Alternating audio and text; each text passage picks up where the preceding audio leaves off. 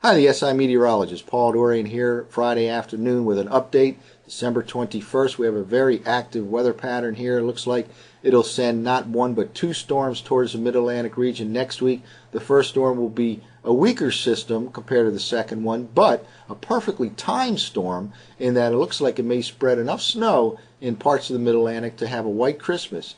It'll throw some precipitation our way Monday night into early Tuesday, and then a much more moisture-laden storm will affect the Mid-Atlantic region Wednesday into Thursday. That storm has the potential to be a major snowmaker for a good part of the northeastern part of the country. Well, let's take a look at the latest computer forecast models for both of these storms. We'll begin with the GFS model run, the very latest GFS model run at 12Z. For this first storm. This is the computer forecast map for Monday morning, which was Christmas Eve morning. A little bit of a low pressure area depicted by the GFS model run right over here over the Tennessee Valley. Enough moisture that has all the way down to from the Ohio Valley down to the Gulf coastal region. Now notice here this blue line here, it kind of represents a rain snow line.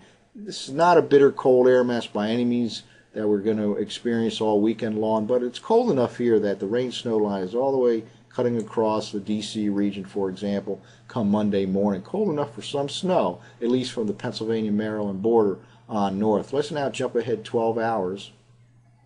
And here's the GFS computer forecast map for Monday night, which is Christmas Eve. That rain snow line still kind of close to the D.C. area, maybe northern Maryland, but a little bit of precipitation, probably in the form of snow, moving across southern Pennsylvania as this low pressure area moves across the Virginias. A little bit heavier precipitation down across southern and central part of Virginia on its way towards the mid-Atlantic coast. Let's now jump 12 hours ahead. And here's the forecast map for Tuesday morning, Christmas morning, and by this time that low moves off the mid-Atlantic coast rather quickly. A little bit of a tongue of moisture here, mostly in the form of snow, hanging back into eastern Pennsylvania, most of New Jersey and New York City region come Tuesday morning, Christmas morning, and that rain snow line has kind of dropped a little bit to the south and east. So it looks like the first storm throws some precipitation into the Mid-Atlantic region late Monday night into early Tuesday, then moves out of here by Tuesday afternoon. Enough snow could fall, maybe a coating to an inch or two to cause generate a white Christmas from, let's say, maybe extreme northern Maryland across southern Pennsylvania, the Philadelphia metropolitan region, all the way to the New York City region before the next storm moves in on Wednesday and Thursday. And that storm could be a big one. Let's talk about that now over the next couple of minutes. Well, we'll kind of switch gears here a little bit for this next storm, the midweek storm, by going to the European model, first of all, and also the Raleigh weather website for these next couple of maps. This is the forecast map for Wednesday morning of next week. Now, for the past several days, we've talked about a blocking pattern that will set up in the atmosphere across southeastern Canada.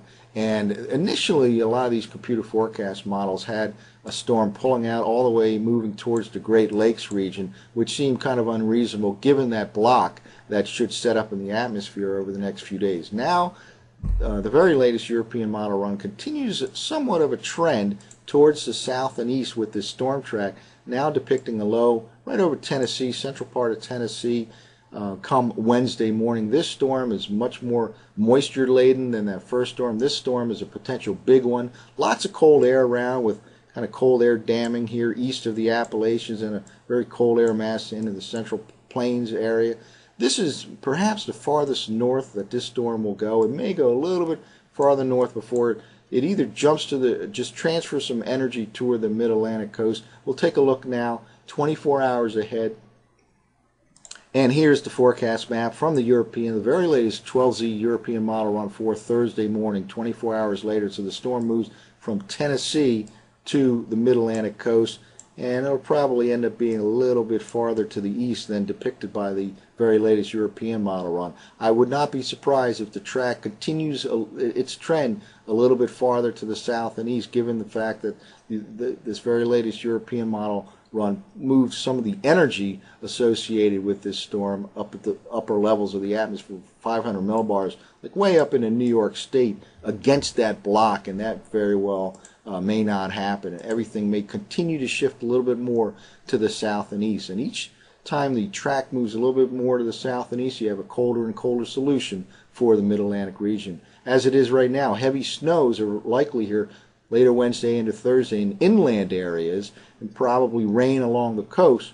The big cities along the I-95 corridor could be a battle zone between snow, sleet, and rain, but I do believe that the northern and western suburbs of the big cities will get some accumulations, and the threat is there for some significant snow accumulations in the northern and western suburbs of the big cities Wednesday into Thursday. So that's it for now. We have two storms to deal with. One is a weaker system Monday night into Tuesday morning, but a perfectly timed system if you're interested in a white Christmas.